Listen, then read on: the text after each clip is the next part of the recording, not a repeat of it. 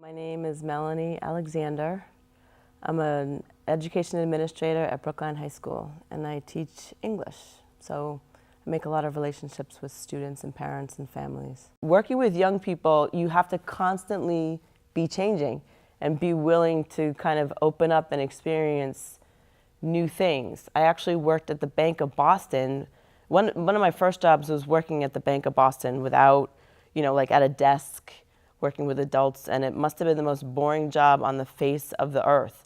And I just thought to myself, I can't do the same thing day after day. Like, I cannot sit in front of a computer screen in a cubicle, like underneath fluorescent lights. And so working with young people has really provided me with two things. One is sort of the creativity that young people force you to acknowledge in yourself and in them. And then the other thing is to really just get out and do things all over the place differently every day. As an educator and as a dean, I work with a lot of kids who are, in a particular place in their life, which is not going to get them to a dignified next step. It's not going to get them to where they really want to be, to a productive spot. So, I encourage, I help to identify resources, I give consequences, I do all kinds of things to try to move a student or move a young person from point A to point B. And sometimes it's really about waiting for that student to be ready to take the next step. Another challenge is has to do with some students and families who are not as resourced as other students and families. I mean, I work in a suburban school district. And so really it's about reaching out in ways that I wouldn't otherwise with other students, just the nature of how our school is organized. So reaching out to people, making sure that they have information, making sure that actually students and families feel comfortable and confident in calling and coming into the school and participating, because that can really be a barrier. Folks feel like the school is not on their side and they can't come in and ask questions or demand things for their kids. So as a dean, the relationship can be a little bit contentious, right? Because it's about sort of getting kids who are not doing what they're supposed to be doing toward doing what they need to be doing. So I never quite know how the response is going to be. But when they come back and they say, I really want to thank you for that, and this is where I've gone after high school, it's clear to me that I've made an impact. I want to make sure that every kid who leaves high school has skills enough to get around and to figure things out, to do what they need to do, and that every step that you take is a good one.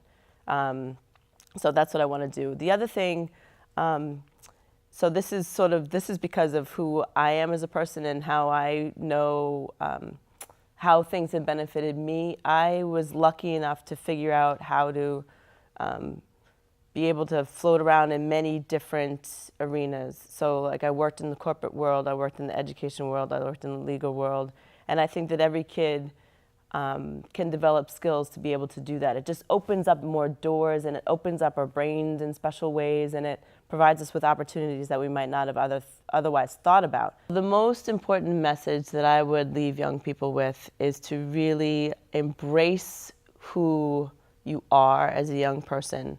All the things about you, the quote unquote, the good, the bad, the ugly, the unknown, and lead with your heart and go for your gold. I think so many times we're afraid of the things we can accomplish and afraid of letting down the things that are sort of easy that we're used to. Like I'm used to waiting until the last minute to do something, all right? So maybe letting go of that and just embracing, okay, I'm going to do things differently and try. I think that if I am able to inspire young people to really just open up and be excited about themselves and their futures, then that's the greatest work that I can really do.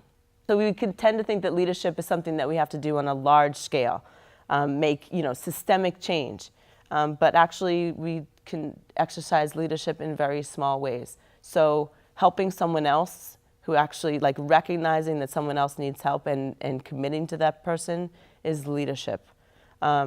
Taking a risk, also leadership. Speaking up on someone else's behalf, leadership. So everybody has within them some leadership capability, and it really is a matter of recognizing that we ourselves are leaders, that we can make an impact, and then taking whatever step it is towards that.